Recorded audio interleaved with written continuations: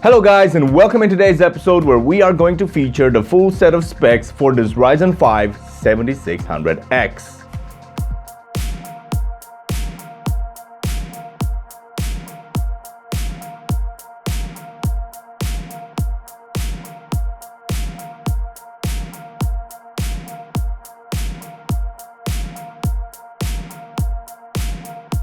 This CPU right here, it's quite a workhorse and I'm really impressed with its performance thus far. Even though it's a mid-tier CPU from the AMD lineup of product stacks this time around, it offers quite a lot of performance and I'm really keen on performance versus the price that you have to pay. And I would say that overall AMD quite hit the nail on the head with this CPU right here. This CPU right here, it's quite a workhorse, and even though it sits proudly straight in the middle of the product lineup of Zen 4 CPUs from Ryzen, due to its new architecture, it unlocks the powerful PcIe 5 lanes to be used with a higher performing GPU and even with the newer generation NVMe drives that can benefit from the boosted performance. Not only that, but with the help of its 6 cores and 12 threads and the available 2 cores remaining for the GPU, it has a base clock of 4.7 and it can be boosted by itself all the way up to 5.3, and all of this comes unlocked straight out of the box. And for the RAM side with this CPU, AMD tells us that these max specifications are rated all the way up to 5200 MHz, but we will see in today's video that using this Kingston Renegade kit right here that's rated all the way up to 6400 MHz, we can actually enable AXMP in BIOS and we are actually able to run this specification with this CPU right here. This is actually very important later on where we are going to be testing some games with this CPU, because the faster the RAM, the faster the CPU, and the faster its IGPU capabilities, so that will actually translate into better FPS and better performing games.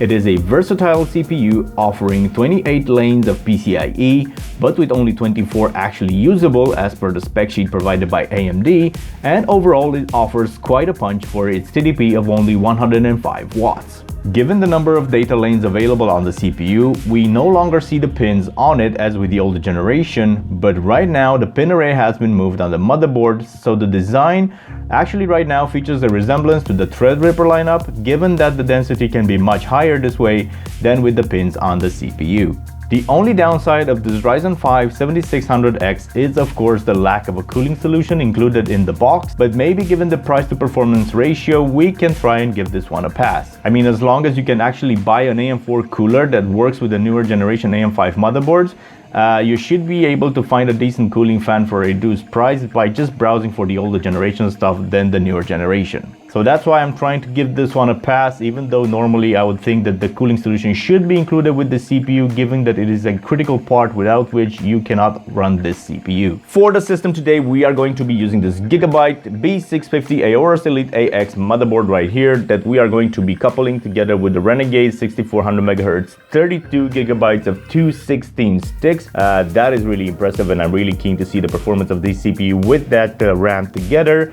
And for the cooler, we are actually going to be using the cooler from the last generation. So this is the AM4 Wraith Prism cooler that I have actually got with the current workhorse that I have, which is the Ryzen 9 3900X. The older AM4 coolers are actually compatible with the new AM5 motherboards because AMD decided to use the same latching mechanism from the older generation AM4 coolers with the same type of brackets, or I should say even the same brackets from the previous generation with the new AM5 motherboards.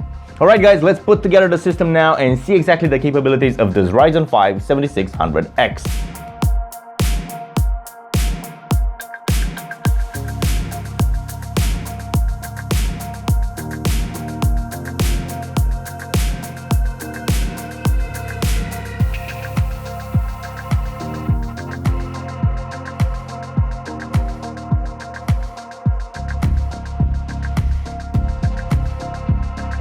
So this is Cinebench R23 running the single core performance for this Ryzen 5 7600X, and the points, as you can see, they are going up as high as 1945 points, with the multi-core performance increasing to 14,490. So this is a very demanding task for this very small iGPU, which is running only on 2 cores. And as you can see, it's boosted all the way up to its maximum rating of 2200 MHz right there. And well, overall the temperatures are in check, but the memory only goes up to 3200 MHz, which is a bit disconcerting because I have set it up to go all the way up to 6400 MHz. And as you can see right here, if we go into Task Manager, then Task Manager says definitely that we are running 6400 megahertz. Now, if I could only focus a little bit there we go, 6400 megahertz speed. But the MSI Afterburner is actually telling us that this game it's only running at 3200 megahertz, which I don't know. This title might be quite demanding for it. It's not really well optimized probably to run with this iGPU setup as we are running it right here. It is a very graphical intensive game, so of course I wasn't really expecting any great results with this game right here. The settings overall for this game, it's well, 1080p of course, with everything set to as low as possible. The field of view is actually set to 0. Everything related of course to ray tracing have been set off because it's definitely not going to run. And yeah, the overall quality is not great, and as you can see with everything set to low in the castle, which is a very demanding environment I would say for this iGPU, we are just above 10 FPS, which doesn't really make it all that playable. It doesn't really look nice, and it's definitely not feeling very good either. If we try and hop on the broom here, let's see what happens. Probably if we are going to move outside of the castle area, wow, you can definitely see some draw distance issues right there with everything set the way we have set it. Yeah, as you can see, there is like a fine line over there, like a wall that you can see in the distance. The draw distance is absolutely garbage, and as you can see the rendering in the background there's just some floating trees up ahead that we are flying towards. So definitely this iGPU is going to be struggling with a title as demanding as Hogwarts Legacy, but as a proof of concept it can do it, so that is I think a feat in itself. Just leave your comments down in the box below. I'm interested to see what you guys think about this. But yeah, this being said, let's move on over to another title and see how this beast of an iGPU can perform. So this is Forza Horizon 5, and we are running this game at well, 1080p with everything set to low once again. And as you can see, well, it's running much smoother and better than Hogwarts Legacy. We are hitting well, occasionally just low 40s, but definitely we are in the mid 30s with this game, which makes it quite playable if you don't have a GPU available to you, and all you have to use is of course this iGPU from Ryzen. And I am definitely, well, quite impressed with the performance of this Forza Horizon 5 right here, because also this can be quite a demanding title. Of course, ray tracing is all set to off, and there is no upscaling set for the environment here. And basically what you see is what you get. It's pretty much bare bone with the resolution and all the graphical settings set to low. But yeah, definitely this is one way that you can play this game with just the processor alone. So it's now time to actually summarize what's happening here. As you can see, the performance of this CPU running games is not very good. I mean, Forza Horizon 5 is definitely playable at 1080p with everything set to low, or yeah, everything set to low basically. But Hogwarts Legacy was a bit of a pickle. Now, Hogwarts Legacy, it's a bit of a problem depending on the system that you are running on. I don't think the game is still well optimized as of yet. If you haven't watched my previous video where I compared the AM4 to the AM5 system running this CPU right here, I definitely encourage you to click the link in the link just above there. But well, just running things short here, the idea is that Hogwarts Legacy, even running my AM4 with the 3900X that I have in there, actually that CPU is a bottleneck for my 3090, just because the optimization is quite poor on Hogwarts Legacy depending on certain systems. So yeah, but I definitely did want to throw that out there and definitely throw that game over to the CPU and see exactly what the CPU graphical performance can be. And the only gripe that I have is actually with the RAM configuration, because as you have seen there in the task manager, everything is set up to 6400 megahertz.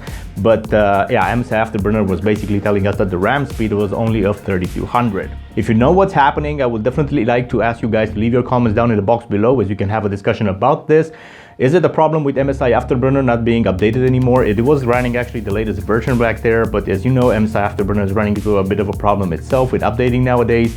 So I don't know if this is a problem or an issue with this system with MSI Afterburner, or is there any sort of problem with the motherboard or BIOS, but definitely the BIOS, although I didn't show it in the video, we were running XMP profiles with this Kingston memory right here to run it all the way up to 6400 megahertz. The whole idea of the RAM speed is actually very important, because the RAM speed actually allows this two processors of GPU in the CPU to work faster and better. So definitely if we were running just at half the speed of the RAM, then definitely all the performance that you have seen in this video right here could be twice as good. Other than this, what I have to report is actually that I have edited this video with the Adobe Suite on this CPU right here, and of course with a 6400 megahertz RAM in this AM5 system, and everything was running quite smooth. I would say that it was running maybe just a hair bit smoother than my AM4. I couldn't really tell if it was really a day and night difference. That was definitely not the case.